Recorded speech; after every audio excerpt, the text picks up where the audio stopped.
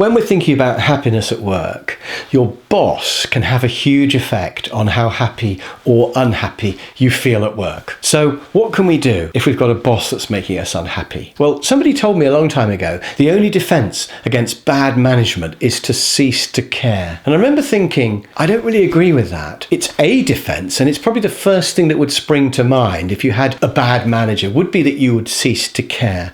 But I think that's unacceptable and really sad if you start to not care about your job. Because remember, you're there for 5 days a week of your whole life doing something that you don't care about. I don't think that's good enough. So I think the first option, if you've got a bad boss, is to try to retrain them. So if your boss doesn't communicate enough, then say to them, could we do more communicating? If your boss micromanages you, say to them, how about if I just do this and report once a week on progress? Or do you need to know every detail? Because I could just do this. It's using up a lot of your time to monitor me in detail when I always do a good job, don't I? So you don't need to check. So I think trying to retrain your boss is the first option. It's not an easy one, I admit, but I think it's a much better first step than just ceasing to care, because that's giving up. The second option, before you cease to care, is to leave, because this is 5 days a week of your life. So I would rather leave a job that I'm not happy than put up with it. And remember, you could move within the company, so you don't have to leave the organisation that you work for. But even if you have to leave the organisation, I think you should, rather than to have a boss who makes you unhappy. The third option, if you can't retrain your boss and you can't leave, would be to stay but not care. And I think that's a terrible choice. It would be impossible for me to do that. I couldn't do a job I didn't believe in. And you're not allowed to do that option. Even if you could do it, you mustn't,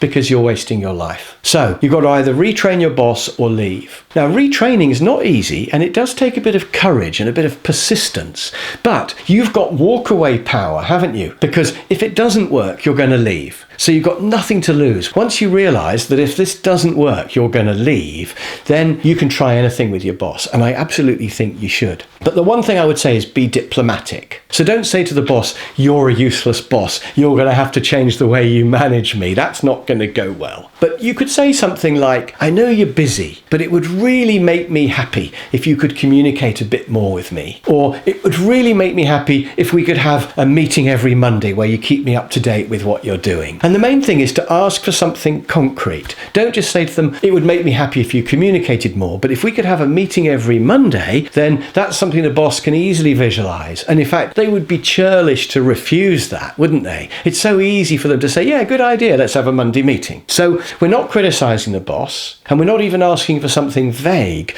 We're asking for something concrete that they could do. Would it be possible for us to work like this? Because I think it would make me happier and it would save you time. Wouldn't that be a good idea? And if you want much more information about what to do with bad bosses, I've made a whole separate course on this subject. I've listed all the bad things that bosses do and what you can do about each one of those things. So please do check that out as well if you have a problem with a bad boss. So retrain your boss. If that doesn't work, leave, but never do a job that you don't care about.